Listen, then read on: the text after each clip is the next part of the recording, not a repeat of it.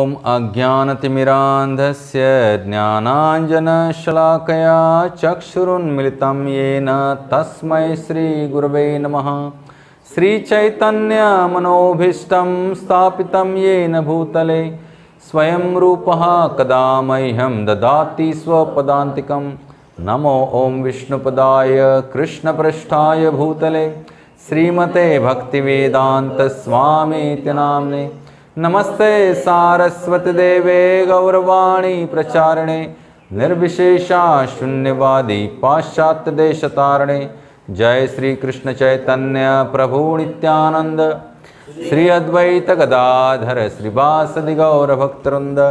हरे कृष्णा कृष्णा कृष्णा हरे हरे, हरे राम राम राम हरे हरे। हरे कृष्णा कृष्णा कृष्णा हरे हरे, हरे राम राम राम हरे हरे।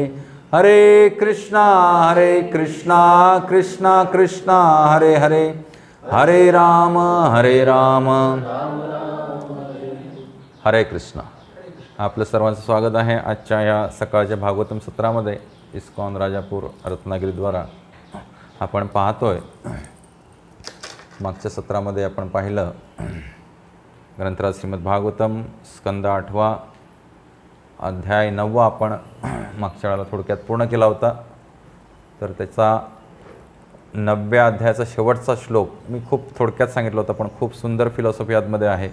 त्यामुळे आज आपण तो पुन्हा अभ्यासून आज पुढचा अध्याय देवदैत्य युद्ध हा अध्याय आपण फास्ट फॉरवर्ड पूर्ण करणार आहोत। देवदैत्य युद्धामध्ये एकूण श्लोक आहेत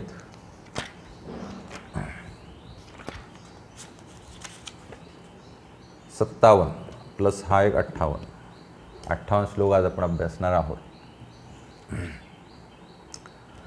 ओम नमो भगवते वासुदेवाय। ओम नमो भगवते वासुदेवाय। ओम नमो भगवते वासुदेवाय। ओम नमो भगवते वासुदेवाय। ओम नमो भगवते वासुदेवाय। ओम नमो भगवते वासुदेवाय। नारायणं नमस्कृत्यं नरं चैव नरोत्तमं देवीं सरस्वतीं व्यासं ततो जयमुदीरये। नष्टप्रायेषु अभद्रेषु नित्यं भागवत सेवया भगवती उत्तमश्लोके भक्तिर्भवति नैष्ठिकी। कृष्णाय वासुदेवाय देवकी नंदनाय च नंदगोपकुमाराय गोविंदाय नमो नमः। हरे कृष्णा कृष्ण कृष्णा हरे हरे, हरे राम राम राम हरे हरे। ग्रंथराज श्रीमद् भागवतम की ग्रंथराज श्रीमद् भागवतम स्कंद 8 अध्याय 9 श्लोक 29। अध्यायाचं शीर्षक आहे मोहिनी मूर्ती अवतार। मी म्हणेन तुम्ही श्रवण करा।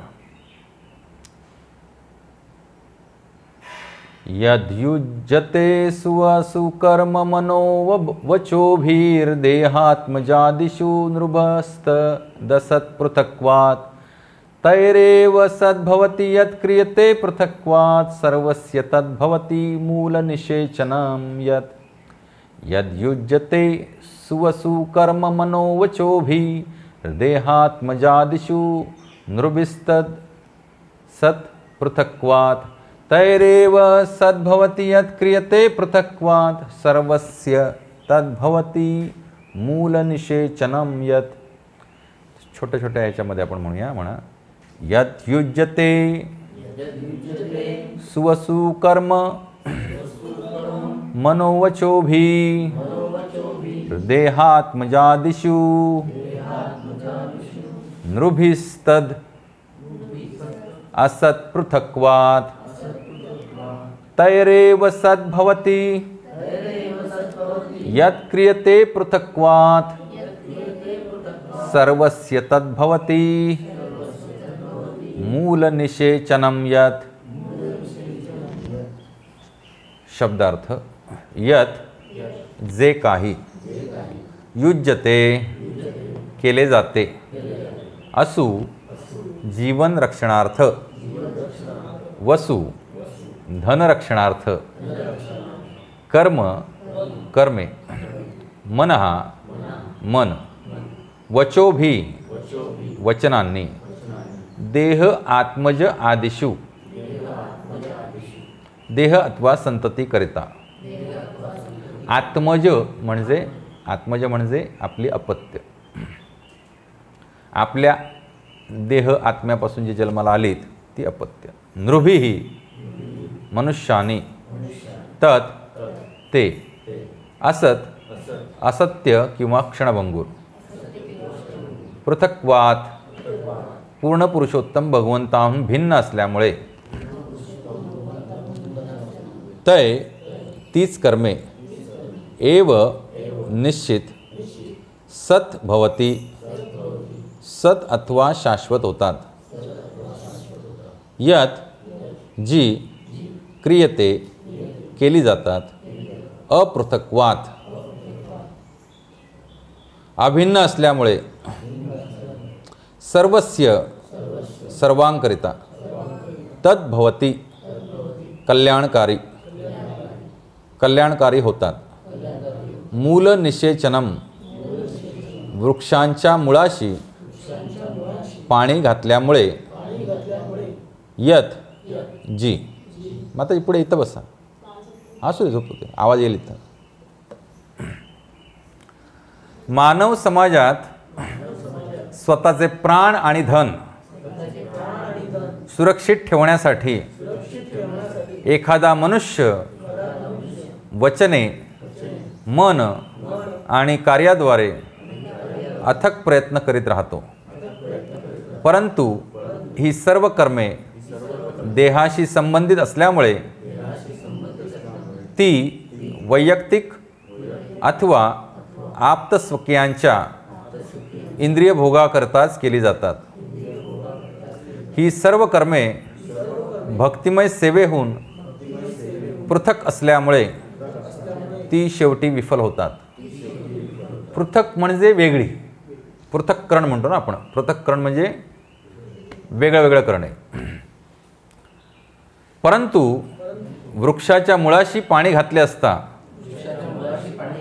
ते संपूर्ण वृक्षाला पोहोचते। त्याप्रमाणे हीच कर्मे भगवंतांच्या संतुष्टीकरता केली असता त्यांचे सुपरिणाम प्रत्येकाला लाभत असतात। खूप स्पष्ट अर्थ आहे। मानव समाजात स्वतःचे प्राण धन संपत्ती सुरक्षित ठेवण्यासाठी जर एखादा मनुष्य वचन मन कार्याद्वारे अथक प्रयत्न करीत असतो,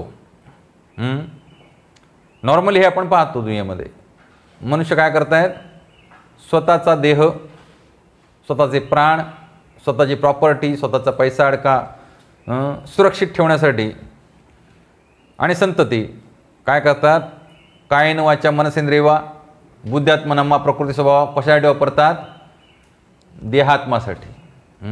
स्वतःचा देह आणि या देहाशी निगडीत आत्मज म्हणजे त्याच्यापासून उत्पन्न झालेले इतर देह किंवा त्याच्याशी निगडीत असलेले इतर देह यांच्या कशासाठी वापरतात, वैयक्तिक आप्तसुखयांच्या इंद्रिय भोगाकरता केली जातात। जे काय सगळी कर्म सगळे लोक करतायत आज ते कोणासाठी करतायत, एकतर स्वतःचा देह सुदृढ ठेवण्यासाठी धन संरक्षित ठेवण्यासाठी किंवा आपले आप्तस्वकीय यांच्या इंद्रिय भोगाकरिता रात्रंदिवस काय करतायत, कायेन वाचा मनसेंद्रियवा प्रयत्न करत आहेत, काबाड कष्ट करत आहेत। पण हेच काबाड कष्ट कशासाठी सांगितलेत? त्याच घालीन लोटांगणांमध्ये भगवंतांना प्रसन्न करण्यासाठी, त्याच आशयाचा हा श्लोक आहे. ही सर्व कर्मे भक्तिमय सेवेहून पृथक असल्यामुळे ती शेवटी विफल होतात. मग त्यानं भले किती असे प्रयत्न केले, आपलं घरदार संसार काय एकदम सुखी करण्यासाठी किती प्रयत्न, भरकस प्रयत्न केले, तर हे सगळे प्रयत्न सरते शेवटी विफल होतात. हे स्वतः इथं भगवंत सांगतायत. तेव्हा किती धोंड्यावर धोंडे घातले, पण हृदयात भाव काय असेल, कसं मी आणि माझी इंद्रिय काय करू, संतुष्ट करू, आणि माझ्या आप्तसख्यांची इंद्रिय संतुष्ट करू, कसं मी त्यांना सुखी राखू, या प्रयत्नात आपण रात्रंदिवस असतो. आणि त्या काबाड कष्टामध्ये आपण आपलं जीवन काय करतो, इथं स्पष्ट म्हटलं आहे, शेवटी विफल होतात. आपलं जीवन काय करतो, आपण विफल घालवतो, फुकट घालवतो, वाया घालवतो. परंतु वृक्षाच्या मुळाशी पाणी घातले असता ते संपूर्ण वृक्षाला पोचते. त्याचप्रमाणे हीच कर्मे भगवंतांच्या संतुष्टीकरता केली असता त्यांचे सुपरिणाम प्रत्येकाला लाभत असतात. जसं की वृक्ष एखादा तुम्ही लावलाय आणि त्याच्या मुळाशी जर पाणी न घातलं तुम्ही, आणि जर त्याला पाना फुलांना जर तुम्ही स्प्रे करून पाणी मारत राहिलं आणि मुळाशी पाणीच घातलं नाही, तर वृक्ष काय होणार, एक दिवस मरून जाणार आणि त्याची पानं फुलं फळं सगळी मरून जातील, कोणालाच काय फायदा होणार नाही. पण त्यात जर वृक्षाच्या मुळाशी पाणी घातलं तर ते वृक्ष हळूहळू वाढेल, सुंदर आणि सुंदर त्याला फुलं लागतील, सर्वांना छाया देईल, ते आनंद प्रदान करेल. तेच आहे. तर आपल्या या संपूर्ण चराचराचं जड म्हणजे काय, मूळ कोण आहेत, भगवान श्रीकृष्ण. ईश्वर हा परमहा कृष्ण हा सच्चिद आनंद विग्रह अनादिर आदि गोविंद सर्व कारण कारण, सगळ्या कारणांचं कारण जर कोण मूळ असतील तर ते कोण आहेत, भगवान श्रीकृष्ण.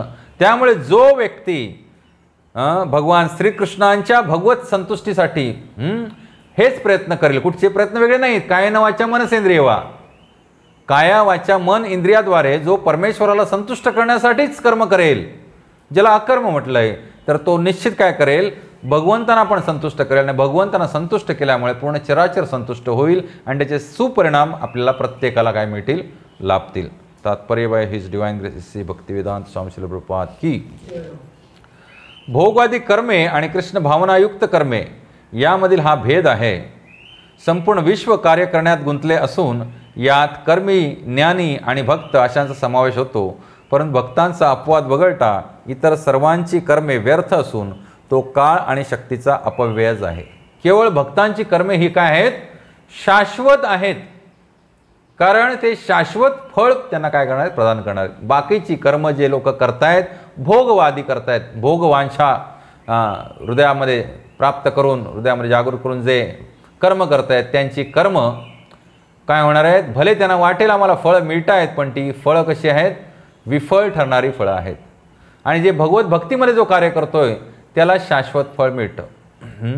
शाश्वत फळ म्हणजे त्याचं इथल्या भौतिक जगतातल्या पाप आणि पुण्यकर्मामध्ये गणती केली जात नाही. मोघाशा मोघ कर्माणो मोघा ज्ञाना विचेतसहा.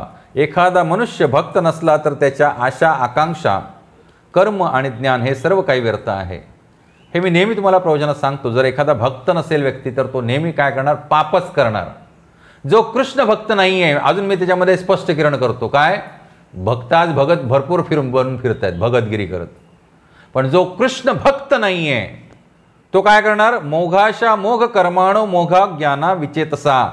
एखादा मनुष्य जर भक्त नसला तर त्याच्या आशा आकांक्षा कर्म आणि ज्ञान हे सर्व काही व्यर्थ आहे. अभक्त मनुष्य वैयक्तिक इंद्रिय सुखाकरता अथवा परिवार समाज देशाकरता देशाच्या इंद्रिय सुखाकरता कष्ट करतो, परंतु ही सर्व कर्मे पूर्ण पुरुषोत्तम भगवंतांपासून पृथक म्हणजे वेगळे असल्यामुळे त्यांना असत असे संबोधण्यात आले आहे. असत म्हणजे काय, असत्य, जे सत्य नाही ते. मग त्या कर्माचं फळ तरी सत्य कसं असेल. म्हणून मग अशी म्हटलं, जे भगवत भक्तीमध्ये जे कर्म केलं जातं त्याचंच फळ काय असतं, शाश्वत असतं, म्हणजे सत्य असतं. असत म्हणजे वाईट अथवा क्षणभंगूर आणि सत म्हणजे उत्कृष्ट अथवा शाश्वत. श्रीकृष्णांच्या संतुष्टीकरता केलेली कर्मे शाश्वत आणि उत्कृष्ट असतात, परंतु असत कार्ये मग ती परोपकारवाद, राष्ट्रवाद, समाजवाद अथवा अमुकवाद तमुकवाद प्रभुपाद सांगतायत, अशा कोणत्याही गोंडस नावाने केली गेली. आपण कोणातरी मी उपकार करतोय दुसऱ्यांवरती, पण उपकार करण्यामागे भावना काय आहे, मला समाजामध्ये प्रतिष्ठा मिळावी, मान मिळावी, असे पण दानी लोक असतात ना. भरपूर धन असतं ते दान करायची शो करतात दान करायचा, पण त्यांचं जर त्या सभेमध्ये नाव पुकारलं गेलं नाही, अमक्या अमक्या व्यक्तीनं अमके अमके रुपये दान केलेलं आहे, नाव जर पुकारलं नाही तर त्यांना राग येतो. म्हणजे दान कशासाठी केलेलं असतं त्यांनी? मान प्रतिष्ठा. जयदास, संत जयदास यांचा खूप सुंदर अभंग आहे. मानासाठी नाही झालो भजनाचा दास, भजनाचा दास, एक मज आहे हरिनामी आस.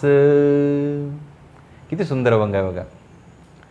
मानासाठी नाही झालो, मानासाठी नाही झालो भजनाचा दास, भजनाचा दास, एक मज आहे हरिनामी आस. एकच आस असली पाहिजे, म्हणजे आपल्या हृदयामध्ये एकच इच्छा असली पाहिजे. काय?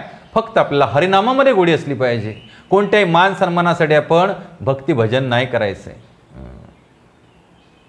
मानासाठी जो भक्ती भजन करतो किंवा भक्ती भजनामध्ये येतो किंवा देखावा करतो, तर त्याची होय जन्माची रे फजिती असं पुढे आहे त्याच्यामध्ये. त्याच्या जन्मजन्मांची काय होते? फजिती होऊन जाते. फजिती म्हणजे माहिती आहे तुम्हाला? ते ह्याची फजिती झाली होती. मी तुम्हाला गोष्ट सांगतो ती.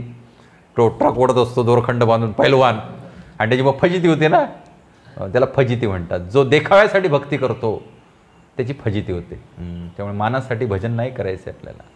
आपल्या हृदयामध्ये अनंत अशी आस पाहिजे की किती नाव भगवंतांचं गोड आहे, आणि ते किती किती लाखो लाखो मला वाचा भगवंताने द्याव्या, त्या वाचेनं मी ग्रहण करावं आणि कानाद्वारे श्रवण करावं, तेवढे लाखो कान मला मिळावेत. तर हा भाव पाहिजे भगवत भक्तीमध्ये. मग असत कार्य कोणते असू देत, परोपकारवाद असू दे, राष्ट्रवाद असू दे, समाजवाद असू दे, अमुकवाद तमुकवाद, अशा कोणत्याही गोंडस नावाने केली तरीही अशा कार्यातून शाश्वत परिणाम मिळत नसल्यामुळे ही सर्वच कार्ये निकृष्ट आहेत. कृष्ण भक्तीत एखादे शुल्लक कर्म देखील शाश्वत होऊन जाते आणि ते सर्वांसाठी कल्याणकारी ठरते, कारण ते भगवान श्रीकृष्णांप्रित्यर्थ केलेले असते. भगवान श्रीकृष्ण सर्व मंगलमय सुहृद म्हणजे तुमचे परमहितचिंतक पूर्ण पुरुषोत्तम भगवान आहेत. सुहृदम सर्वभूतानाम ज्ञात्वा माम शांतिर्पश्यति, भगवद्गीतेतील हा श्लोक आहे. एकमेव पूर्ण पुरुषोत्तम भगवंतच सर्व गोष्टींचे भोक्ता आणि स्वामी आहेत. जर ह्या पृथ्वीतलावर जे काय ह्या त्रैलोक्यातील क्रिएशनमध्ये प्रत्येक गोष्ट जर तुम्हाला वाटत असेल ही माझ्या भोगण्यासाठी आहे, तर तुम्ही चोर आहात. तुम्ही कोण आहात? चोर आहात. कारण तुमचं इथे काही नसताना तुम्ही इच्छा काय करताय? हे मला भोगायला पाहिजे. मग ती व्यक्ती असू दे किंवा वस्तू असू दे किंवा वेळ असू दे. टू किल टाईम, लक्षात आपण म्हणतो किल टाईम, टाईमपास, तो करणंसुद्धा महाभयानक अशी घोड चूक आहे. आपला काही अधिकार नाही आहे. जे काय भगवंताने आपला हा देह दिलेला आहे तो भगवंतांच्या कारणे आपल्याला 24 तास कसा लावता येईल, कसं भक्तिभजन करता येईल आणि कसा भक्तिभजनाचा प्रचार आणि प्रसार करता येईल, हे एकमेव ध्येय आपल्या हृदयी पाहिजे. हृदयांतरी एकमेव पूर्ण पुरुषोत्तम भगवंतच सर्व गोष्टींचे भोक्ता आणि स्वामी आहेत. भोक्ताराम यज्ञ तपसाम सर्व लोक महेश्वरम. म्हणून परमेश्वराकरिता केलेले कोणतेही कर्म शाश्वत असते. असे कर्म केल्यामुळे ते करणाऱ्याला त्वरित कृपा प्राप्त होते. तुम्हाला का भगवंतांच्या चरणी केलेलंच कर्म शाश्वत का असेल असा पण प्रश्न पडू शकतो ना, बरोबर की नाही? असा पण प्रश्न पडू शकतो. कारण भगवंतांप्रित्यर्थ केलेलं कर्म जे आहे ते भगवंतांच्या सर्व इंद्रियांना जे आध्यात्मिक आहे यांना संतुष्टी प्रदान करण्यासाठी केलेलं असतं. आणि जसं आपण मगाशी ह्या श्लोकामध्ये पाहिलं की जो कोणी भगवंतांना संतुष्ट करतो, मग ज्याला भगवंत संतुष्ट होतात त्यावेळा सगळ्या चराचराला भगवंत संतुष्ट करतात. पण सोर्स ऑफ एनर्जी कोण आहे? भगवान श्रीकृष्ण, सोर्स ऑफ एनर्जी. आणि एनर्जीचं प्रिन्सिपल आहे energy cannot be created, cannot be destroyed, it can be transferred from one form to another form. हे एनर्जीचं काय आहे? ऊर्जेचं तत्व आहे. एनर्जीना निर्माण करतायत ना तिचा नाश करतायत. एनर्जी फक्त एका फॉर्ममधनं दुसऱ्या फॉर्ममध्ये आपल्याला कन्वर्ट करता येते. जसं की इलेक्ट्रिक एनर्जी आहे ती गतिमान एनर्जीमध्ये आपण कन्वर्ट केली. इथे इलेक्ट्रिक एनर्जी आहे प्रकाश एनर्जीमध्ये कन्वर्ट केली. गिजर लावतो आपण, इलेक्ट्रिक एनर्जी आपण हीटमध्ये कन्वर्ट करतो. लक्षात, एनर्जी निर्माण नाही करता येत, कुठेही एनर्जी निर्माण करता येत. कोयना धरणामध्ये एनर्जी निर्माण केली जात नाही. ती स्टॅटिक एनर्जी मोशनल एनर्जीमध्ये कन्वर्ट केली जाते. मोशनल एनर्जीमुळे इलेक्ट्रिसिटी जन्माला येते. स्टॅटिक एनर्जी आहे ना, धरणामध्ये पाणी साठवलं हे काय आहे, स्टॅटिक एनर्जी आहे, स्थिर एनर्जी आहे. ती एनर्जी नसेल, धरणात पाणी नसेल तर कुठून जनरेटर फिरणार तुमचा? नाही फिरणार. ते टर्बाईन्स फिरणार कसे एवढे मोठे? ती स्थिर एनर्जी चल एनर्जीमध्ये कन्वर्ट केली, चल एनर्जी इलेक्ट्रिकल एनर्जीमध्ये कन्वर्ट केली. तर ह्या सगळ्या एनर्जीचे सोर्स कोण आहेत? भगवान श्रीकृष्ण. त्यामुळे त्यांच्या चरणी जेव्हा आपण सेवा करतो त्यावेळेला ह्या सगळ्या एनर्जी ज्या आहेत त्या भगवंतांना माहिती आहे विश्वाच्या कल्याणासाठी कशा वापरायच्या ते. पण ज्यावेळेला व्यक्ती एखादा जीव मात्र स्वतःच्या इंद्रिय भोगासाठी कार्य करत असतो त्यावेळेला ते केवळ आणि केवळ त्याला नैराश्य, वैफल्य आणि त्रासच घेऊन येतात. अशा भक्ताला पूर्ण पुरुष भगवंताचं पूर्ण ज्ञान असल्यामुळे तो जरी बाह्यकारी दृष्टीने भौतिक कार्य करीत असला तरी त्याचे स्थान अलौकिकच असते. बऱ्याच वेळा पाहतो ह्या दुनियेमध्ये, मगाशी जसं प्रभुपाद सांगितलं तसे ह्या दुनियेमध्ये भोगवादी कर्मे आणि कृष्ण भावना युक्त कर्मे यातील हा भेद आहे. संपूर्ण विश्व जे आहे ते कार्य करण्यात गुंतलेलं आहे. पूर्ण विश्व काय ना काय कार्य प्रत्येक क्षणाला करतंय. त्याच्यामध्ये कर्मी आहेत, ज्ञानी आहेत आणि भक्त आहेत. कोण कोण आहेत? कर्मी लोक आहेत, ज्ञानी आहेत आणि भक्त पण आहेत. परंतु हे तिघही जेव्हा कर्म करतात एखादं भौतिक कार्य तेव्हा आपल्याला दिसतंय की अरे हे एकसारखंच कर्म करतायत, पण त्याच्या मागची धारणा आणि भाव वेगळा असतो. तेच प्रभुपाद सांगतायत. अशा भक्ताला भगवान पूर्ण पुरुषोत्तम भगवंताचे पूर्ण ज्ञान असल्यामुळे तो जरी बाह्यात्कारी दृष्टीने भौतिक कार्य करीत असला तरी त्याचे स्थान अलौकिकच असते. त्याचं स्थान काय असतं? अलौकिक. म्हणजे हे लौकिक जगत आहे, ह्या लौकिक जगताच्या पलीकडील म्हणजे आध्यात्मिक कार्य असते. अशा व्यक्तीचं कार्य भले जरी दिसला की तो काय करतोय, पेशंट तपासतोय, दुकान चालवतोय, बँकेत नोकरी करतोय, अजून काय करतोय, आपला पारंपरिक व्यवसाय करतोय, पण ज्याच्या हृदयात ज्यानं जाणलंय की भोक्ताराम यत्न तपसाम सर्व लोक महेश्वरम, सगळ्या भोक्ताचे सगळ्या भोगांचे कोण आहेत? श्रीकृष्णच काय आहेत? परमभोक्ता आहेत. तर त्याची कर्म जी काय आहेत ती सुद्धा त्या स्तरावरचीच आहेत, अलौकिक कर्म आहेत. भोगवादी कर्मे आणि पारमार्थिक कर्मामध्ये भेद असा की भोगवादी कर्मे वैयक्तिक इंद्रिय सुखासाठी केली जातात, तर दिव्य कर्मे पूर्ण पुरुषोत्तम भगवंतांच्या दिव्य इंद्रियांना संतुष्ट करण्यासाठी केली जातात. आत्ताच मी तुम्हाला ह्याच्यापूर्वी जस्ट सांगितलं की भक्तिमय कर्मे ही कोणासाठी केली जातात? भगवान श्रीकृष्णांच्या इंद्रियांना प्रसन्न करण्यासाठी केली जातात. दिव्य अथवा भक्तिमय कर्मे सर्वांच्या वास्तविक लाभासाठी हितकारी ठरतात. त्यामुळे भगवंतांना संतुष्ट केल्यामुळे अशा प्रकारची कर्म, हरे कृष्ण, सिट प्रॉपरली, ताट बसा. तर भोगवादी कर्मे कोणाच्याच लाभासाठी यशस्वी ठरत नाहीत. पण जी भोगवादी कर्मे आहेत, जे स्वतःच्या इंद्रियांना किंवा आप्तसुखियांच्या इंद्रियांना सुख देण्यासाठी जी कर्म केली जातात ती कर्मे कोणासाठी लाभदायक ठरत नाहीत, ना करणाऱ्यासाठी ना ज्यांच्यासाठी केली जातात त्यांच्यासाठी. आणि हे सत्य आहे. जेवढं लवकर सत्य कळेल ना तुम्हाला तेवढं तुम्ही लवकर भक्तिमार्गामध्ये सुदृढपणे लागाल. करणाऱ्याला मात्र कर्माच्या नियमांच्या झंझाळात बंदिस्त करतात. आणि अजून दुष्परिणाम काय आहे? जो करतोय भले त्याची इच्छा आहे की मला माझ्यासाठी करायची आहेत, माझ्या आप्तसुखियांसाठी करायची आहेत, कुटुंबासाठी करायची आहेत, पण अशी कर्म जो कर्म ही करतोय त्याला मात्र काय करतात? कर्मजंजाळात, त्या जाळीमध्ये गुरफडून टाकतात. भयानक. परवा कुठंतरी तळ्यामध्ये बुडून कोणतरी एक्सपायर झालं असं मी ऐकलं. तो बेसिकली त्या तळ्यामध्ये जे वेलींचं जाळं होतं, पान वनस्पती असतात ना, त्यामध्ये कमळं असतात, अजून काय काय असतात, त्या जाळ्यामध्ये तो गुरफटला आणि त्याला बाहेर पडता आलं नाही. त्याला असं जाळं असतं ते, आलं लक्षात. ते जेवढं त्यानं फिरायचा प्रयत्न केला तेवढं ते वेली अशा गोल गोल फिरत कुठे जाणार? तळाशी जाणार ना, जिथं मुळं आली त्यांची. मग तो असा ओढला गेला त्या वेलीमुळे खाली पाण्यामध्ये आणि त्या पाण्यामध्ये गुरफटून मेला. तर हे जाळं आहे असं. तर आपण जाणलं पाहिजे की जे काय आयुष्यामध्ये कर्म करू ते भगवंताने भगवंतांच्या भक्तांना प्रसन्न करण्यासाठी जर आपण केली तर निश्चितच काय होईल? आपली कर्म जी आहेत ती शाश्वत कर्म होतील आणि अशी शाश्वत कर्म सगळ्यांना आनंद प्रदान करणारे ठरतील. पुढचा अध्याय आहे देवदैत्य युद्ध. आता काय झालं बघा, मोहिनी रूपामध्ये भगवंत आल्याने सगळं अमृत कोणाला दिले? देवांना दिले. दैत्यांना काही मिळालं नाही, फक्त राहूच्या तोंडात थोडे 4 थेंब पडले. परस्परांमधील द्वेषामुळे देव दैत्यामध्ये पुन्हा युद्धाला तोंड फुटले. त्यामुळे दैत्यांच्या डावपेचामुळे देवांचा पराभव व्हायची पाळी आल्यावर ती भगवान श्रीविष्णू त्यांच्यासमोर प्रकटले. 10व्या अध्यायातील घटनांचे हे सार आहे. हा जो 10वा अध्याय आहे देवदैत्य युद्ध, ह्याचं सार आहे. आपण पाहूया.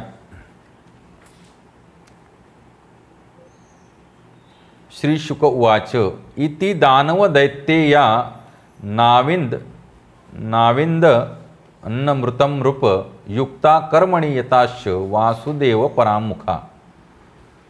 श्री शुकदेव गोस्वामी म्हणाले, हे राजन, मनोनिग्रहपूर्वक समुद्र मंथन करूनही या दानव दैत्यांना अमृत पिता आले नाही, कारण ते पूर्ण पुरुषोत्तम भगवान वासुदेवांचे भक्त नव्हते. आता मागच्या श्लोकात जे आपण पाहिलं त्याचाच अर्थ इथं आहे पूर्ण. याचं प्रॅक्टिकल सांगितलं. इथे काय सांगितलंय? दानव आणि दैत्य हे भगवान श्रीकृष्णांचे भक्त नसल्यामुळे भले जरी देवतांसमानच त्यांनी काय केलं, काबाड कष्ट केलं. तो पर्वत एवढा मोठा उचलून आणला, त्याच्या खाली आणताना चिरडून मेले. मग तो पर्वत आणून ठेवला क्षीरसमुद्री, मग तो तळाशी गेला, तो वरती काढला भगवंताने कूर्म अवतारामध्ये. मग वासुकीला बोलवलं, मग दैत्य दानव आणि देवतांनी ते घुसळण्याची प्रक्रिया केली. खूप अथक प्रयत्न होते, खूप मेहनत केली आणि फळ कोणाला मिळालं? केवळ आणि केवळ देवतांना मिळालं. दैत्यांना फळ मिळालं का? दानवांना नाही मिळालं. का नाही मिळालं? वासुदेव परांमुखा. काय सांगितलं? कारण ते वासुदेव म्हणजे बघा, आता इथं ही जेव्हा लीला झाली तेव्हा भगवान श्रीकृष्ण इथं उपस्थित होते का? नव्हते. तर कोण होते? अजित भगवान उपस्थित होते, मोहिनी भगवान उपस्थित होते, कुर्मदेव उपस्थित होते, धन्वंतरी भगवान उपस्थित होते. तरी पण इथं काय म्हटलंय? वासुदेव परामुख. त्यामुळे ह्या सगळ्या अवतारांचे मूळ कोण आहेत हे ग्रंथकार कोण आहेत व्यासमुनींना सुद्धा माहिती आहे. आणि आपण म्हणतो ना हा अमका देव तमका देव, नाही. सगळ्या भगवान श्री विष्णूंच्या अवतारांचे पण मूळ कोण असतील तर ते अवतारी कृष्ण आहेत. म्हणून त्यांना कृष्णांना काय म्हणतात? अवतारी कृष्ण. जे इतर सर्व अवतार घेतात ते कोण? वासुदेव कृष्ण. आणि हे सगळे दैत्य आणि त्यानं वासुदेव परांगमुख झाले, म्हणजे त्यांनी पूर्ण पुरुषोत्तम भगवान श्रीकृष्णांचे आश्रय ग्रहण केला नव्हता. ते अभक्त होते भगवंतांचे. आणि त्यामुळे त्यांना काय एक थेंबर सुद्धा अमृत पिता आलं नाही. हे राजन, पूर्ण पुरुषोत्तम भगवंताने समुद्र मंथनाचा कार्यभाग साधून झाल्यावर आणि आपले प्रिय भक्त असणाऱ्या देवांना अमृत दिल्यावर सर्वांसमक्ष गरुडावर बसून आपल्या धामी गमन केले. इकडे दैत्य आणि दानव मोहिनी रूपावरती भाळले होते आणि ते म्हणत होते तिकडे ती लक्ष्मी उत्पन्न झाली. ती कोणी घेतली? अजित भगवंताने घेतली. नारायणाने घेऊ देत, पण त्या लक्ष्मीपेक्षा पण सुंदर तू आहेस. आणि आम्ही एकदम काय अभिमानाने सांगू की आमची पत्नी लक्ष्मीपेक्षा पण सुंदर आहे. त्यामुळे तू काय कर, तुझ्यावरती आम्ही प्रसन्न आहोत, तुला वाटेल तसं तू कर. अमृत तू आम्हाला थेंबर नाही दिलं तरी चालेल, पण तू मात्र आम्हाला पाहिजेस. आणि ही मोहिनी ज्याला अमृत कलश घेऊन परत आली कोणाच्या गोटामध्ये? दैत्यांच्या. त्याला बघितलं तर अमृत थेंबर पण नव्हतं. आणि पाहता पाहता क्षणामध्ये मोहिनी रूपामध्ये जे भगवंत होते ते काय झाले? विष्णू रूपामध्ये प्रकट झाले. चतुर्भुज नारायण, शंखचक्र गदा पद्मधारी, पितांबरने आलेले, सावळा सुंदर वर्ण आणि मुकुटावरती मोरपंख, गळ्यामध्ये कौस्तुभमाळा, वैजंतीमाळा, कौस्तुभमणी धारण केलेले खूप सुंदर असं भगवंतांचं साजिर गुजर रूप प्रकट झालं. आणि त्याचबरोबर त्यांचं वाहन सुद्धा ते प्रकट झालं. कोण? गरुड. गरुडाला आज्ञा दिली होती जोपर्यंत समुद्रमंथन होत नाही तोपर्यंत तू इथे यायचं नाही. का? कारण तिथं वासुकी उपस्थित होता ना. आता समुद्रमंथन झालं, वासुकी आपल्या घरी गेला होता. मग आता गरुड भगवान प्रकट झाले. त्याबरोबर भगवंत गरुडावरती बसले. क्षणामध्ये असं भगवंत लपून ठेवलं नाही. मोहिनी अवताराचं क्षणात कोण झाले? भगवंत झाले तिथं प्रकट. आणि सगळ्यांसमक्ष आपल्या गरुडावरती बसून वैकुंठाला निघून गेले. आपल्या धामी गमन केले. म्हणजे आपण जाणलं पाहिजे ही लीला कुठे चालली? ह्या ब्रह्मांडातील क्षीरसागरी चालली आहे. ह्या ब्रह्मांडामध्ये सर्वोच्च टॉपमोस्ट प्लॅनेट काय आहे? श्वेतद्वीप. काय आहे? श्वेतद्वीप. आणि ह्या श्वेतद्वीपावरती क्षीरसमुद्र आहे, दुधाचा समुद्र. हे सुद्धा एक वैकुंठ आहे, पण ह्या लौकिक जगतातील वैकुंठ आहे. जसं की ह्या पृथ्वी तलावरती महाराष्ट्रामध्ये भूवैकुंठ आहे, भूवृंदावन आहे. तसंच ह्या ब्रह्मांडामध्ये काय आहे, एक वैकुंठ आहे, त्याला काय म्हणतात, श्वेतद्वीप. नाही तर इथं असं म्हटलं नसतं की पश्यताम सर्वभूतानाम ययौ गरुड वाहनम, की भगवान श्रीकृष्ण गरुड वाहनावरती आपल्या बसून निघून गेले असं म्हटलं नसतं ना. कशाला निघून जायची गरज होती? जर त्यांचं ते शाश्वत धाम असतं श्वेतद्वीप तर निघून गेले नसते ना, थांबले असते तिथेच. तिथं कोणाला ठेवून गेले? क्षीरोदकशाही विष्णूंना. हां, क्षीरोदकशाही विष्णू तिथे वास करतात. भगवंतांचे अंश, कला अंश कोण? क्षीरोदकशाही विष्णू कुठे वास करतात? हां, क्षीरोदकशाही विष्णू कुठे वास करतात? श्वेतद्वीपावरती. देवांचा विजय झालेला पाहून दैत्यांना ते सहन झाले नाही आणि म्हणून ते आपली आयुधे उंचावून देवावर धावून गेले. आता देवांचा विजय झाला, अमृत यांना मिळालं नाही. कर्मयोगाने मिळून केलं, पण कर्माचं फळ एकट्यालाच मिळालं, त्यामुळे ह्यांना राग आला. आधीच हे तमोगुणी. सदैव नारायणांच्या चरणांचा आश्रयाला आले असलेल्या आणि अमृत पिऊन उत्साहित झालेल्या देवाने असुरांच्या आक्रमणाला विरोचित प्रत्युत्तर दिले. सदैव नारायण परायण कोण? देव म्हणजे तीच व्यक्ती जी सदैव काय आहे, नारायण परायण आहे. त्यामुळे आणि अमृत पण पिले होते आता भगवंताने अमृत, त्यामुळे उत्साही झाले होते देव, ताकद झाली होती भरपूर. त्याबरोबर त्यांनी आक्रमणाला प्रत्युत्तर दिलं. राजन, त्यावेळी समुद्राच्या तीरी देवासुरांचे अतिभयंकर आणि तुंबळ युद्ध झाले. या प्रसंगाचे वर्णन ऐकताच अंगावर काटा उभा राहतो. भयानक असं तुंबळ, एकदम जबरदस्त घनघोर युद्ध झालं. कोणाचं? देव आणि दैत्यांचं. त्याला देवासुर संग्राम म्हणतात. काय? देव आणि असुर संग्राम. दोन्ही पक्षांच्या मनात क्रोध अनावर झाला होता आणि प्रचंड वैमनस्य प्रकट करीत ते एकमेकावर तलवारी, बाण आणि नाना प्रकारच्या आयुधाने प्रहार करू लागले. सौतीच्या मुलामध्ये नेहमी काय असते? वैमनस्य असतेच बघा, ते अनादी काळापासून चालू आलेलं आहे, बरोबर की नाही? हे एकाच बाप्पाचे पुत्र आहेत, पण कोण आहेत? यांच्या आई वेगळ्या वेगळ्या आहेत.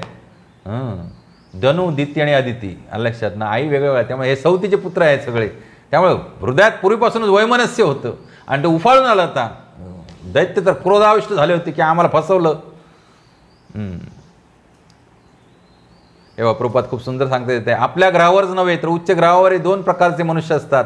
सूर्यचंद्रासारख्या ग्रहांच्या अधिपती राजांनाही राहूसारखे शत्रू असतात. राहू सूर्यचंद्रावर वेळोवेळी आक्रमण करीत असल्यामुळे ग्रहणे होत असतात. देव दैत्यामधील संघर्ष सतत चालू राहणार आहे. तो थांबविण्यासाठी दोन्ही पक्षातील बुद्धिमान व्यक्तींनी कृष्ण भावनेचा स्वीकार केला पाहिजे, अन्यथा तो थांबणे शक्य नाही. जर आपल्याला युद्ध ह्या पृथ्वीतलावर नष्ट करायचे असतील, काल मी एक छोटासा व्हिडिओ पाठवला होता, तो सगळीकडे शेअर करा. फोर्डचा, सर हेनरी फोर्ड यांचे चिरंजीव. कोण? Alfred Ford. अंबरीश दास प्रभूजी. बघितला आहे काय व्हिडिओ? तो कोणी बघितला? तुम्ही बघितला? बघा बघा, त्यांनी जीवन कसं समर्पित केलं आहे. फोर्ड कंपनीचे मालक. लक्षात? आज आत्ता हे प्रवचन संपलं की बघा. अंबरीश दास. खूप सुंदर व्हिडिओ आहे, 6-6.5 मिनिटांचा. आज जे आपलं TOVP बनतंय, temple of Vedic planetarium, जगातलं सगळ्यात मोठं मंदिर. असं एवढं भव्य दिव्य मंदिर की ज्याच्या एका डोमखाली 10,000 लोक एका वेळेला प्रार्थना करू शकतील. किती? एका हॉलमध्ये किती लोक ॲट अ टाइम? 10,000 लोक एका वेळेला प्रार्थना करू शकतील आणि 20,000 लोकांना राहण्याची सोय भक्तांना. एवढं मोठं मंदिर. आपल्याला जायला पाहिजे लवकरच, यात्रा घेऊन तिकडे. त्यावेळेस शंख, डंका, मृदंग, भेरी आणि डमरू या वाद्यांसहित गर्जना करणारे हत्ती, घोडे, रथ सैनिक यांचा प्रचंड गोंगाट झाला. या युद्धात रथी रथ्यांशी, पायदळ पायदळाशी, घोडेस्वार घोडेस्वाराशी, हत्तीस्वार हत्तीस्वारांशी असे तुल्यबळ वीरांचे युद्ध होऊ लागले. पूर्वीचं युद्ध हे नीतियुद्ध असायचं. भले जरी असुर आणि देवतामध्ये झालं तरी आजच्यासारख्या युद्धात कोण लपून छपून एखाद्यावरती गोळी मारायचा नाही. लक्षात ना. आज एखादा जर खूप द्वेषानं लढतोय तर त्याच्यावरती लपून छपून कोणतरी तिसरा शूद्र गोळी मारतो आणि त्याला ठार मारतो, असं नाही. इथं बघा, तुल्यबळ वीरांशी युद्ध चालतंय. पायदळ जो आहे सैनिक तो पायदळाशीच युद्ध करणार. हत्तीवर स्वार जो आहे रथी मारुती तो हत्तीवरच्या रथी मारुतीवरच युद्ध करणार. जो घोडास्वार आहे तो घोड्यावरच्याच माणसावर युद्ध करणार. रथावर आहे तो रथावरच्याच माणसावर युद्ध करणार. कोणी कोणावरती बाण चालवणार नाही उगाच. आता हा टप्प्यात आलाय, पायदळ आहे, बरं रथावर बसलं मारू याला, तसं नाही. ते चुकीचं आहे. लक्षात ना. तुल्यबळ शत्रूशी युद्ध करायचं आहे. तर त्याच्यामध्ये काय बघा, घोडे हत्तीत होते, अजून काय काय होतं, कारण राक्षस आहे त्या युद्धामध्ये. कोण उंटावर बसलं होतं, कोण हत्तीवर, कोणी गाढवांवरती, काही गौरवर्ण माकडांवरती पण बसले होते, काही लाल तोंड्या माकडांवरती बसले होते, काही वाघांवर बसले होते, काही अन्य सिंहावर बसून युद्ध करत होते. राजन काही सैनिक गिधाडांवरती बसले होते, काही गरुडांवर बसले, काही बदकांवर बसले होते, ससाण्यांवरती, त्याच्यानंतर काही भास पक्ष्यांवरती बसून युद्ध करीत होते. अन्य सैनिक तिमिंगल नावाच्या माशांवरती बसून युद्ध करत होते. ते अवतार पिक्चर वगैरे बनवतात अमेरिकावाले ना, ते ह्याच्यातनंच घेतात हे सगळं. आलं लक्षात, त्यांच्याकडे बुद्धी नाही आहे स्वतःची. But they have studied all this shastra. Avatar picture बघितलं आहे हॉलिवूडचा कोणी? त्या अवतार पिक्चरमध्ये असं दाखवलं आहे सगळं. हे असे वेगवेगळ्या प्रकारचे प्राणी आणि त्याच्यावरती बसून युद्ध खेळत आहेत. त्याच्यात अवतार पिक्चरमध्ये सगळे कृष्णवर्णीय दाखवलेत. रंग काय दाखवला त्यांचा? परग्रहावरचे लोक सगळे कृष्णवर्णीय आहे, सगळे भगवान श्यामसुंदराच्या रंगाचे आहेत. तर काही शरभांवरती, काही म्हशींवरती, काही गेंड्यावरती, काही बैलावरती, काही गायींवरती, काही गव्यांवरती बसले होते, काही अरुणावर बसून युद्ध करीत होते. इतर सैनिक लांडगे, उंदीर, पाली, ससे, मनुष्य, बकऱ्या, खाळवीट, हंस, डुक्कर कोणालाही सोडलं नाही त्यांनी, सगळ्यांवरती बसून युद्ध करत होते. अशा प्रकारे जलचर, स्थलचर आणि आकाशातील तसेच विकृत देह धारण केलेल्या प्राण्यांवरती आरूढ होऊन दोन्ही सैन्य परस्परावर चालून गेली. विकृत देह तुम्हाला पाहायचं असेल, विकृत देह काय असतात शास्त्रामधले, तर तुम्ही नेरूरचा मांड उत्सव म्हणून यूट्यूबवरती टाका. कुडाळ नेरूर माझं आजोळ आहे, माझ्या आजोळच्या घराच्या समोरच हा मांड उत्सव होतो दरवर्षी शिमगोत्सवाच्या 3ऱ्या दिवशी. तो बघायला अवश्य जावा, जमलं तर. रात्री 9 ते पहाटे 3 वाजेपर्यंत चालतो. तिथं या पुराणांवरती आधारित वेगवेगळ्या प्रकारचे देखावे केले जातात, चलचित्र. आज गेलात की ते 2 व्हिडिओ बघा तुम्ही. नेरूरचा मांड उत्सव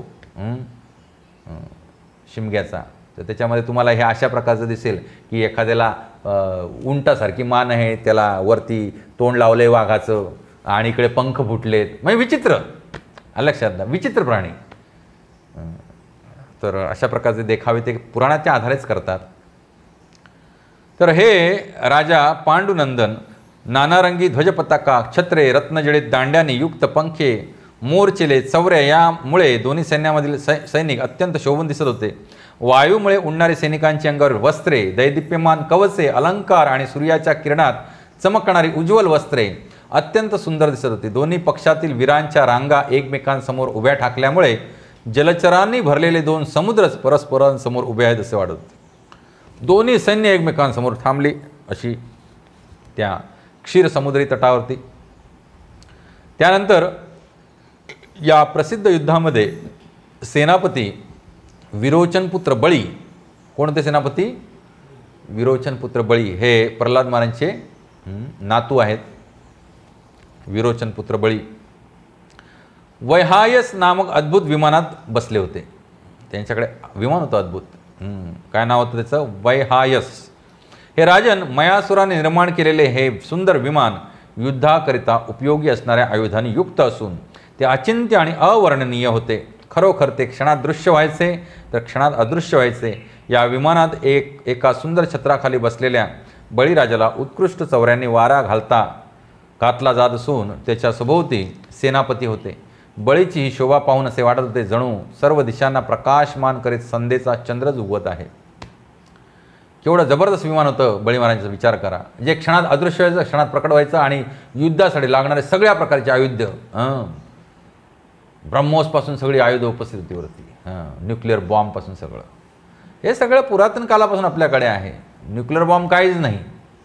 लक्षात ना, आपल्याकडे जे ब्रह्मास्त्र होतं, ब्रह्मास्त्र तेवढं सटीक होतं की गर्भातल्या केवळ बाळाला नष्ट करण्यासाठी सुद्धा अभिमंत्रित करून ते सोडता येत होतं.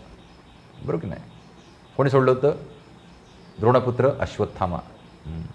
उत्तरेच्या गर्भातील परीक्षित महाराज जे आता श्रवण करत आहेत भागवतम, यांच्यामुळे आपल्याला भागवतम श्रवण करण्याची संधी मिळाली. त्या परीक्षित महाराजांच्या गर्भावरती सोडलं होतं. उत्तरेच्या पोटामध्ये परीक्षित महाराज गर्भरूपामध्ये वाढत होते आणि ह्यानं अभिमंत्रित करून ब्रह्मास्त्र केवळ आणि केवळ त्या गर्भाचा नाश व्हावा. बघा एवढा सटीक. आणि तेच ब्रह्मास्त्र पूर्ण जगताचा संहार करण्यासाठी सुद्धा वापरता यायचं. म्हणजे केवढं हायली कंट्रोल्ड मिसाईल. असं हायली कंट्रोल मिसाईल आता नाही आहे. आहेत मिसाईल पण ते आवाक्याच्या बाहेर हां मिसाईल ढुम, आलं लक्षात ना. तर बळीच्या सभोवती आपापल्या वाहनावर बसलेले असुर सेनापती उभे होते. तर त्यांची नावे अशी, गुरुमहाराज सांगतात ही नावं आपण वाचली पाहिजेत. का? कारण ह्यांच्यामध्ये काहीतरी अलौकिक आहे म्हणून त्यांची नावं कुठे आलीत? भागवतममध्ये आलीत. तुमची नाव का नाही आलीत भागवतममध्ये? बरोबर नाही?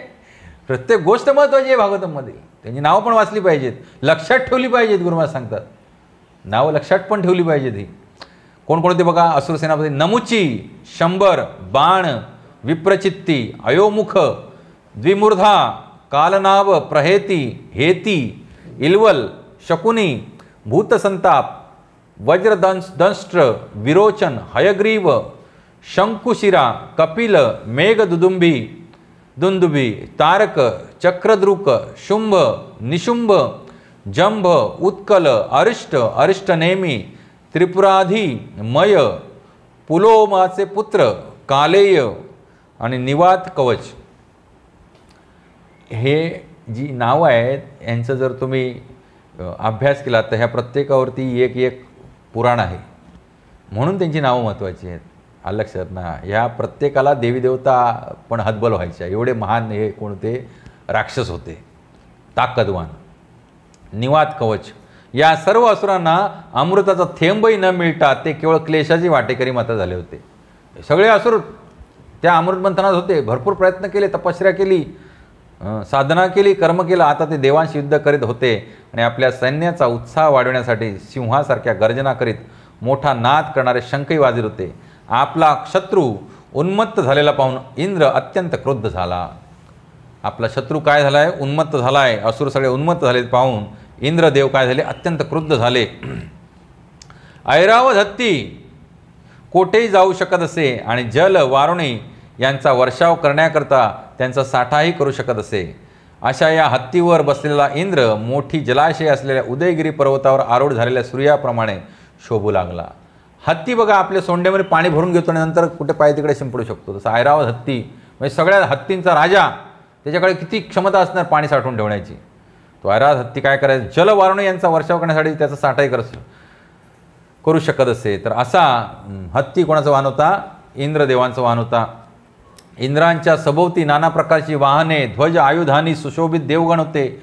उपस्थितामध्ये वायू, अग्नी, वरुण, अन्य लोकपाल आणि त्यांचे गण प्रमुख होते. कोणकोणते देव होते बघा? वायुदेव, अग्निदेव, वरुणदेव आणि अन्य लोकपाल, त्यांचे गण प्रमुख होते. देव आणि दैत्याने एकमेकांसमोर येऊन मर्मभेदी भाषणांनी परस्परांचा तिरस्कार केला. नंतर एकमेकांच्या निकट येत ते परस्परांशी द्वंद्व युद्ध करू लागले. हा वीर्य रस आहे. त्यामुळे हे मी ऐकलं होतं एकदा, गुरुमहाराजांच्याच मुखातनं ऐकलं होतं. महाभारतामध्ये सुद्धा अर्जुन समोर जो कोणी असेल किंवा तो समोरचा दुर्योधन किंवा जो कोणी असेल तो एकमेकांना शिवीगाळ करायचे सगळ्या प्रकारचे युद्धामध्ये. त्याची आई बाप काढून नुसते दात ओठसावून शिवीगाळ, त्याच्याशिवाय तो रक्तात संचारत नाही ना. वीर्यरस, वीररस. आपण भांडण काढायला खोचतो आणि मग तुझ्या मारेटोपी दुर्योधनापासून सुरुवात करतो. असं हा इथं शास्त्रामध्ये सांगितलं. इथे देव दैत्याने एकमेकांसमोर उभे राहून मर्मभेदी म्हणजे हृदयाला लागतील असे भाषण करू लागले. ते शिवीगाळ करू लागले एकमेकांना जोर जोरात, दात उठ खाऊन एकमेकाचा आईबाप काढू लागले, मर्मभेदी भाषण करू लागले आणि परस्परांचा तिरस्कार केल्यानंतर एकमेकांना निकट येत ते परस्परांशी द्वंद्व युद्ध करू लागले. आपण नाही करायचं, आपलं युद्ध करायचं नाही इकडे कुठं समाजाला. युद्ध करायचं खुमखुमी असेल तर आता ते ओपन झालं आहे काय, अग्निवीर योजना, त्याच्यामध्ये जाऊन भरती व्हा. जास्त खुमखुमी आहे तर तिकडे जाऊन बॉर्डरवरती लढा, तिकडे दात ओठ खाऊन शिवीगाळ करा. हे राजन बळीराजा इंद्राशी तारक, आता कोण कोणाशी लढतं हे सांगितलंय.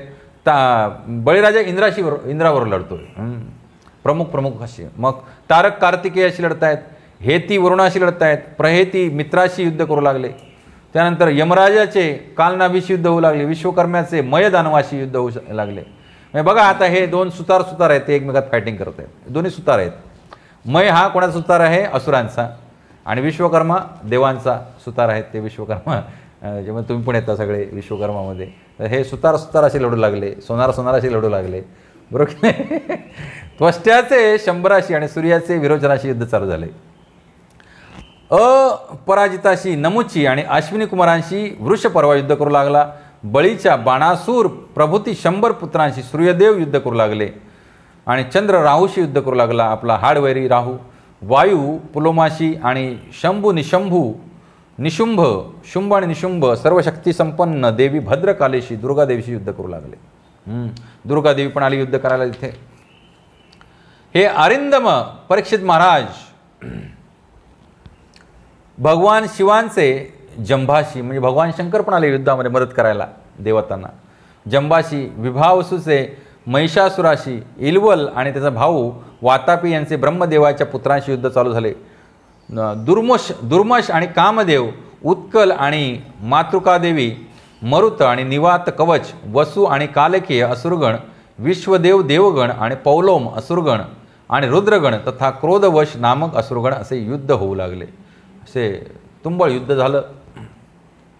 हे सर्व देव आणि असुर आक्रमक पवित्र्यात युद्धभूमीवर आल्यामुळे त्याने संपूर्ण सामर्थ्यानिशी परस्परांवरती प्रहार केला. सर्वच विजयाकांक्षी असल्यामुळे द्वंद्व युद्धे करीत ते एकमेकांवरती तीक्ष्ण बाण, तलवारी आणि भाल्यांनी आक्रमण करू लागले. त्यानंतर भुशुंडी, चक्रे, गदा, तलवारी, पट्टे, शक्ती, उल्मुख, प्रास, परशु, निस्त्रिंश, भाले, परिघ, मुदगर आणि भिंदीपालासारख्या आयुधांनी त्यांनी परस्परांची मस्तके छाटून टाकली. ही वेगळ्या अस्त्रांची नावं आहेत बघा, इथं आपल्याला माहीत पण नव्हती अशी नावं आहेत. भुशुंडी, चक्रे, गदा, तलवारी, पट्टे, शक्ती, उल्मुख, प्रास, परशु, निस्त्रिंश, भाले, परिघ, मुदगर, भिंदीपाल अशा प्रकारचे आयुध एकमेकांची मस्तक छाटून टाकू लागले. हत्ती, घोडे, रथावर बसले रथी, पायदळ वाहने आणि त्यांच्यावर स्वार झालेले सैनिक अशा सर्वांचे तुकडे तुकडे होऊन पडले. कित्येकांचे बाहू, मांड्या, माना आणि पाय तुटून पडले आणि कित्येकांचे ध्वज, धनुष्ये, कवचे आणि अलंकार छिन्न भिन्न झाले. बघा, म्हणून कसं आहे माहिती आहे, त्यामुळे एक श्लोक घेऊन ज्यावेळेला भागवतम केलं जातं रोज सकाळी बऱ्याच ठिकाणी, तर मला सांगा आता ह्याच्यामध्ये काय विवरण करणार? मग तो इकडचे तिकडचे जो भागवत कथाकार आहे तो काय करणार? इकडच्या तिकडच्याच गप्पा करणार ना. ह्याच्यामध्ये काय विवेचन करणार कसं तर प्रभूंनी विवेचन दिलं असतं ना, नुसतं भावार्थ सांगून पुढे गेले असते. म्हणून ह्याच्या पूर्ण अध्यायामध्ये कुठेही विवेचन नाही, म्हणून मी तो एक मागचा श्लोक घेतला तुम्हाला फिलॉसॉफी कळावी म्हणून. हे पूर्ण कथारूप आहे, कथारूपच अभ्यासायचे आणि कथारूप श्रवण करायचे. त्यानंतर पुढे देवदानवांच्या पदाघातानी. मग आता मला सांगा, हा श्लोक, हा अध्याय हा किती श्लोकांचा आहे म्हणालो आपण? 52. 57 श्लोकांचा अध्याय आहे. आणि त्याच स्पीडनं जर गेलो आपण तर आपल्याला 1 वर्ष 5 आठवडे पाहिजेत. काय? हा एक अध्याय संपवायला. जर समजा दर रविवारी आपण म्हटलं 1 श्लोक घ्यायचा, किती वेळ लागेल आपल्याला? हा अध्याय संपवायला 1 वर्ष आणि 5 आठवडे लागतील, बरोबर की नाही? 52 आठवड्यांचं 1 वर्ष प्लस अधिक 5. So it's not practicable. देवदानवांच्या पदाघातांनी तसेच त्यांच्या रथांच्या चाकाने चूर्ण झालेल्या रणभूमीमधून इतकी धूळ वायू वेगाने आकाशात गेली की त्यामुळे धुळीचे मेघ उत्पन्न झाले आणि त्याने आकाशातील सर्व दिशा अगदी सूर्यापर्यंत सर्व काही आच्छादून टाकले. परंतु धुळीपाठोपाठ आकाशात रक्ताचे थेंब उडाल्यामुळे ते धुळीचे आच्छादन वर तरंगत राहू शकले नाही. धूळ उडाली वरती भरपूर, पण त्याचबरोबर रक्ताच्या चिळकांड्यावर उडाल्या, त्यावरती धूळ त्या रक्तामध्ये मिश्र होऊन सगळं काही पुन्हा खाली आलं. प्रभुपाद ह्याच्या तात्पर्यामध्ये सूर्य, चंद्र आणि पृथ्वी यांच्यातलं अंतर देत आहेत ॲक्युरेट, ते आपण अभ्यासूया. संपूर्ण क्षितिज धुळीने भरून गेले होते, परंतु रक्ताच्या चिळकांड्या पार सूर्यापर्यंत उडू लागल्यावर ती धूळ आकाशात तरंगत राहू शकली नाही. या ठिकाणी एक गोष्ट लक्षात ठेवण्यायोग्य आहे, ती अशी की रक्ताचा प्रवाह सूर्यापर्यंत पोहोचला असे येथे म्हटले आहे, चंद्रापर्यंत पोहोचला आहे असे म्हटले नाही. यावरून असे प्रतीत होते की पृथ्वीच्या सर्वात जवळचा ग्रह चंद्र नसून सूर्य आहे. असे विधान भागवतात अन्यत्रही करण्यात आले आहे. आम्ही या सत्यावर अनेकदा टिप्पणी केली आहे. प्रथम सूर्य, नंतर चंद्र, नंतर मंगळ, गुरु इत्यादी. आता यांचं चांद्रयान मिशन कसं फोल ठरवत आहेत प्रभुपाद बघा, अमेरिकेचं, नासाचं. बघा आता असं पण दृश्य स्वरूपाने लॉजिकली बघितलं तर चंद्र जो तपकडी जी दिसते आपल्याला पूर्णचंद्राची, त्यापेक्षा निश्चितच सूर्याचा आकार काय दिसतो? मोठा दिसतो की नाही आपल्याला? मग जो ग्रह मोठा दिसतो तो जवळ असणार की लांब असणार? तारा. काय लॉजिक आहे राव. आणि भागवतामध्ये पण तेच सांगितलं आहे. सूर्य हा पृथ्वीपेक्षा चंद्रापेक्षा जवळ आहे, चंद्र लांब आहे. आता याचं अंतर प्रपात देत आहे शास्त्रांच्या आधारे. सूर्य पृथ्वीपेक्षा लक्ष दशलक्ष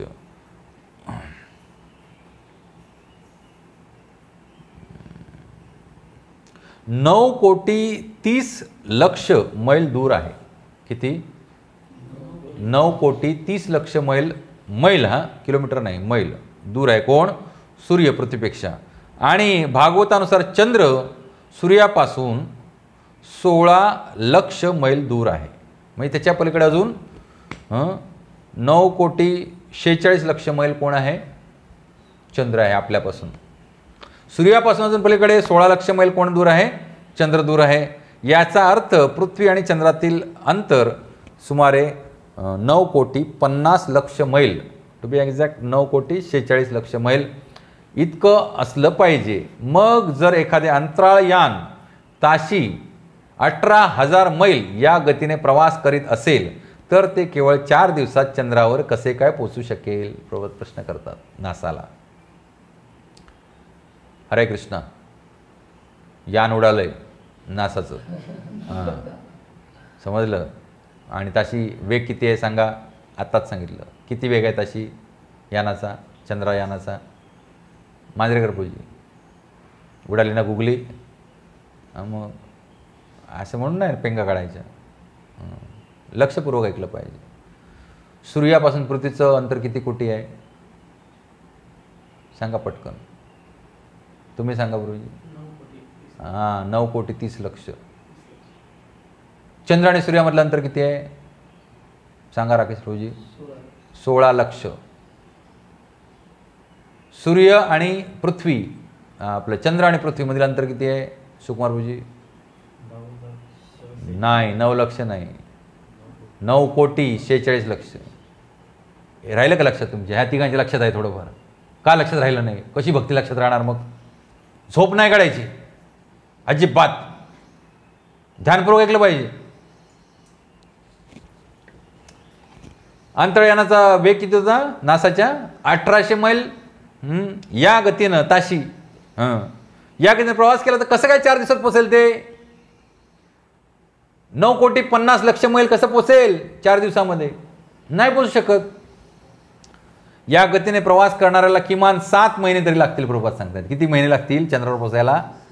7 महिने लागतील. 18,000 मैल प्रति आवर ट्रॅव्हल केलं तर किती? 7 महिने लागतील. म्हणून केवळ 4 दिवसात एक अंतराळयान चंद्रावर जाते हे केवळ अशक्य बाब आहे. माझ्याकडे तो व्हिडिओ पण आहे जो सायंटिफिकली प्रूव्ह केलेला आहे की चांद्रयान जे अमेरिकननं पूर्ण जगाला फसवलं ते कसं काय होतं? बोगस होतं. मून लँडिंग फॉक्स म्हणून व्हिडिओ आहे, यूट्यूबवरती असला तर बघा तुम्ही, किंवा माझ्या लॅपटॉपला आहे तो. मून लँडिंग फॉक्स म्हणजे कोल्हे कुई आहे ती फक्त, बाकी काही नाही, जगाला फसवण्यासाठी. आणि हे प्रभुपादाने सिद्ध केलं होतं. त्या रणभूमीवर सैनिकांची मस्तके विखुरलेली होती, त्यांची दृष्टी त्वेषपूर्ण होती आणि दात ओठ क्रोधाने चावलेले दिसत होते. या छेदिलेल्या शिरांवरील किरीटे कुंडले विखरून पडली होती. त्याचप्रमाणे आयुधानी तथा अलंकाराने युक्त असलेल्या भुजा इतस्ततः पडलेल्या होत्या. हत्तीच्या सोंडासारख्या मांड्यांनी ती रणभूमी आच्छादित झाली. सगळीकडे सगळ्यांचे अवयव, आभूषण, रक्त बंबा. विचार करा म्हणजे किती ताकदवान होते हे असुर. यांच्या रक्ताच्या चिळकांड्या उडून कुठपर्यंत जायच्या? 9,30,00,000 मैल जायच्या, सूर्यापर्यंत जायच्या चिळकांड्या. त्या युद्धभूमीमध्ये शिरच्छेद झालेले कित्येक धड पडली होती. हाती आयुधे धरलेल्या भूतांसारखे या भूतांसारख्या धडांना आपल्या तुटलेल्या मस्तकातील नेत्रांनी पाहत योद्ध्यांवरती आक्रमण केले. बरं काय झालं? त्या युद्धभूमीवर शिरच्छेद झालेली कित्येक धड पडलीत खाली. धड म्हणजे शरीर खाली पडलेत. आणि हाती आयुधे धरलेली या भूतांसारख्या धडांनी, तर काही धड जी आहेत ना त्यांची मुंडकी नाही आहेत पण हातात आयुध आहेत. तर आपल्या तुटलेल्या मस्तकातील नेत्रांनी पाहत योद्ध्यांवरती आक्रमण केले. मस्तक कुठे तिसरीकडे पडलंय. रिमोट कंट्रोल जे रोबोट असतोय ना तो 2.0 रजनीकांतचं तसं ते मस्तक तिकडे पडले आणि ते बघतंय शत्रूला आणि धड इकडून धावत जातं त्याच्यावर फायटिंग करायला. ही आसुरी शक्ती आहे, लक्षात ना. असे दिसून येते की वीरगती प्राप्त झाले सर्व योद्धे त्वरित भूतयोनीत जात होते. त्यांची शिरे धडावेगळी होऊनही त्यांना नवीन धडे जोडली जात होती आणि ही नवीन धडे छाटलेल्या मस्तकातील नेत्रातून पाहत शत्रूवर आक्रमण करू लागले. दुसऱ्या शब्दात या युद्धात अशी अनेक भूते जन्माला आली आणि ही नवीन धडे युद्धभूमीवर दिसून येत होती. झुक झुक करून काय येत होती, त्यांना मस्तक येत होती आणि ही धडं बिन डोक्याची धडं सुद्धा युद्ध करत होती. बळीराजाने 10 बाणांनी इंद्रावरती, 3 बाणांवरती इंद्रवाहन ऐरावतावरती आणि 4 बाणांनी ऐरावताच्या 4 पादरक्षकांवरती आणि 1 बाणाने माहुतावरती प्रहार केला. बळीराजाने एकाच वेळेला इंद्र आणि इंद्राचं वाहन आणि इंद्राच्या वाहनाचं संरक्षण करणारे सगळे सेनापती आणि इंद्राचं वाहन संचलन करणारा माहुत या सगळ्यांना एकाच वेळेला प्रहार केला. आता बघा, ऐरावताच्या 4 पादरक्षकांवरती प्रहार केला. ज्याला हत्तीवरती राजा बसलेला असतो तेव्हा हत्तीचे पाय संरक्षित करण्यासाठी त्या हत्तीच्या पायांना सुद्धा संरक्षण दिलं जातं. म्हणजे त्या हत्तीच्या पायांभोवती 4 पायांवरती काय असतात, सैनिक असतात. ते इथं सांगितलं आहे. धनुर्विद्येनुसार सेनापतीला घेऊन जाणाऱ्या हत्तीसाठी सुद्धा संरक्षण दिले जायचे, तो हत्ती घायाळ होऊ नये म्हणून. शीघ्र पराक्रमी इंद्राने ते बाण आपल्यापर्यंत आले नाहीत. तो तीक्ष्ण असा भाला भल्ल नामक बाणांनी त्यांचे हसत हसत सहज तुकडे करून टाकले. कोणी रावण बघितले, रावण सागराने छान दाखवलं होतं. इकडून बाण सोडला असा, दोन्ही बाणाचे ढुक. तसं काय केलं इंद्राने, भल्ल नामक बाणांनी हे सगळे बाण बळी महाराजांचे सगळे नाश करून टाकले. त्यानंतर इंद्राचा तो पराक्रम पाहून बळीला फार क्रोध आला आणि त्याने इंद्राला मारण्यासाठी शक्ती नावाचे आयुध फेकले. असं शक्ती नावाचं आयुध घेतलं आणि तो प्रहार केला. पण एका विशाल जाळेप्रमाणे जाज्वल्य अशी ती शक्ती आपल्या हातात असतानाच इंद्राने तिचे तुकडे तुकडे करून टाकले. बळी महाराजांच्या हातात शक्ती धारण केली त्याने अभिमंत्रित करून. ओम नमः शिवाय धारण केली. धारण केल्याबरोबर सोडायच्या आधीच इंद्राने काय केलं, ती शक्ती आपल्याकडचे बाण सोडून काय केली, हातात असतानाच नाश करून टाकली. त्यानंतर बळीने शूळ घेतला. नंतर प्रास, तोमर, वृष्टी आणि इतर आयुधे घेतली. पण जे म्हणून आयुध इंद्राला मारण्याकरता त्याने घेतले त्या सर्वांचे इंद्राने तुकडे करून टाकले.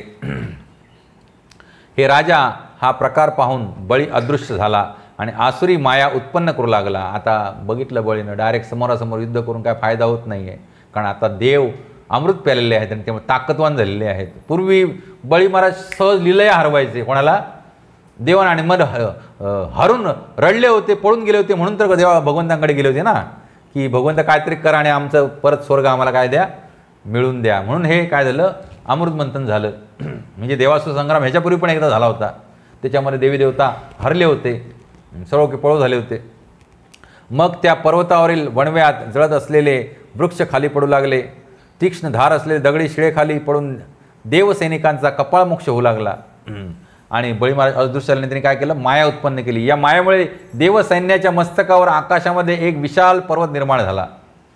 पुन्हा देवसैन्याच्या कपाळावरती काय झालं, एक विशाल पर्वत आकाशामध्ये उत्पन्न झाला. हे सगळं नजरेसमोर आणायचं, हे सगळं दैवी आहे भागवतामधलं, लक्षात ना. आणि ह्याच्यातूनच भगवत भक्तीचं चिंतन आपण करायचं असतं. मग त्या पर्वतावरील वणव्यात जळत असलेले वृक्ष खाली पडू लागले. त्या पर्वत वणवा पेटला आणि त्याच्यातले वृक्ष जळून जळून खाली पडतायत आणि त्या पर्वतावरील अणुकुचीदार शिखर काय पडतायत, खाली पडतायत, कोसळत आहेत. आणि त्यामुळे देवसैनिकांचा काय होतोय, कपाळमोक्ष होतोय. तसेच त्या पर्वतावर विंचू, मोठे सर्प, इतर विषारू जंतू यांच्यासहित सिंह, वाघ, रानडुकरे आणि महाकाय हत्ती देवसैनिकावर वर्ण पडू लागले. चित्र समोर आणा बघा. त्या कपाळावरती काय आहे, मोठा पर्वत आहे आणि त्याच्यातले सगळे विंचू, साप, हत्ती, वाघ, कोल्हे, लांडगे सगळे वर्ण अटॅक करतायत, पर्वत पडतायत. काय झालं असेल, देवसैन्याची हालत बेकार झाली. राजन हातात शूळ धारण करून तोडा त्यांना, फोडा त्यांना असा चित्कार करणाऱ्या विवस्त्रावस्थेतील शेकडो नरभक्षी राक्षसिणी आणि राक्षसांचे थवे तेथे प्रकट झाले. मायावी कलेमुळे काय झाले, अनेक थवेच्या थवे राक्षसिणींचे तिथे प्रकट झाले. मारा, झोडा, फोडा त्यांना. नंतर गंभीर आणि भयंकर शब्द करणारे तसेच वायूने आहत झालेले मोठमोठे मेघ आकाशात दिसू लागले. प्रचंड गडगडाट करीत ते जळजळीत निखाऱ्यांचा वर्षा करू लागले. बळी महाराज मायेने असे मेघ उत्पन्न केले की जे पावसाचा नाही वर्षाव करत, कशाचा करतायत? इंगळे. इंगळे म्हणजे काय?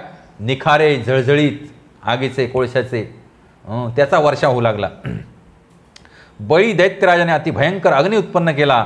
प्रलय काळाच्या सावर्तक अग्नीप्रमाणे प्रचंड वाऱ्यामुळे सतत भडकणाऱ्या त्या अग्नीने देवांना पार होरपून टाकले. आता वणवा पेटला आणि जर त्याचबरोबर जर वारा सुरू झाला तर काय होईल विचार करा.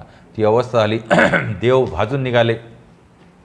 त्यानंतर प्रचंड वायूंनी उसळलेल्या लाटा आणि भोवरे यांच्या योगाने दिसणारा समुद्र सर्वांवरती पसरू लागला. इकडं आगीनं पण होरपळतायत आणि इकडं वायूनं लाटा उसळल्या आहेत क्षीरसमुद्राच्या, त्यामुळे भोवरे उत्पन्न झालेत. अशी महाभयानक परिस्थिती, म्हणजे कोणी त्याच्यात तगच धरू शकत नाही. देवता सुद्धा तग धरू शकत नाही अशी परिस्थिती निर्माण झाली. याप्रमाणे स्वतःला अदृश्य ठेवून असुरांनी असा मायावी मारा चालू केल्यामुळे देवसैन्य खिन्न झाले. अदृश्य राहिल्यामुळे कोण शत्रू दिसतच नाही, मारणार कसा त्याला? शत्रू दिसत नाही पण अटॅक तर होतोय, मारणार कसं? मोठा पेच प्रसंग उत्पन्न झाला. राजन, दैत्याने निर्माण केलेल्या मायेच्या प्रतिकाराचा उपाय देवांना कळेनासा झाल्यावर त्याने एकाग्र चित्तानं विश्वभावन पूर्ण पुरुषोत्तम भगवंतांचे चिंतन केले. खूप सोपी गोष्ट आहे, एकदम फर्स्ट क्लास, भक्तांसाठी खूप सुंदर गोष्ट आहे. ज्याला आपल्याला हातून भगवत सेवा करत असताना सुद्धा एखादं कार्य आपल्याला वाटतं की आता मला हे जड जाणार आहे, मला काय झेपणार नाही, काय करायचं? बस हृदयापासून भगवंतांना प्रार्थना करायची, हे भगवंता, हे तुमच्या सेवेसाठी मी कार्य करत आहे.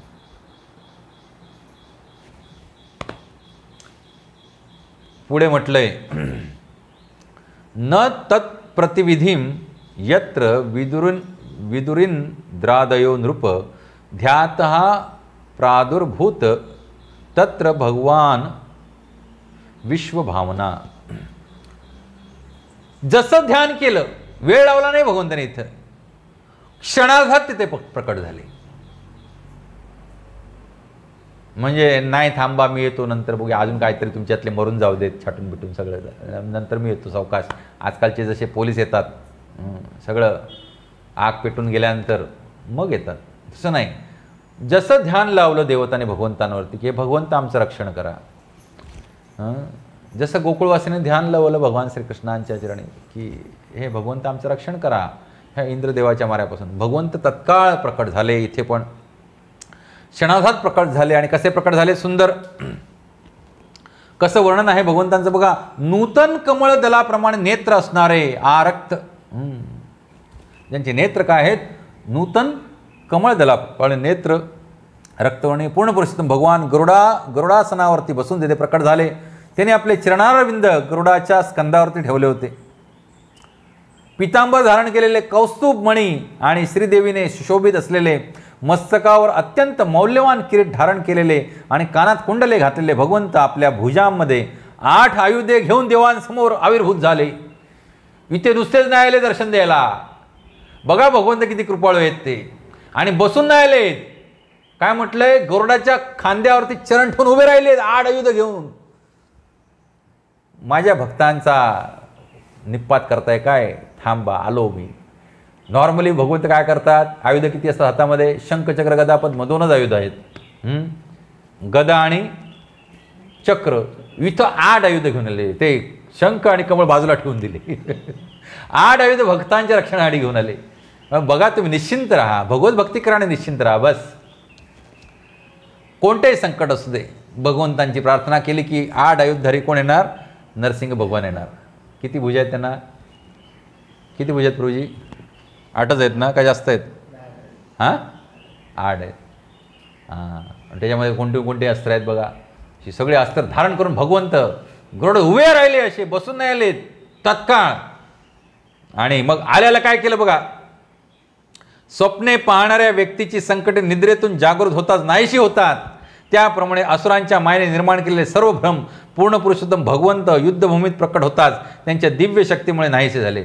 सगळा भ्रम, माया सगळी नाहीशी झाली, भगवंत प्रकट होतात युद्धभूमीमध्ये. बळी महाराज जेवढा काही चालवलं होतं माया, खरोखर पूर्ण पुरुषोत्तम भगवंताचं केवळ स्मरणही सर्व संकटांचा नाश करणारे आहे.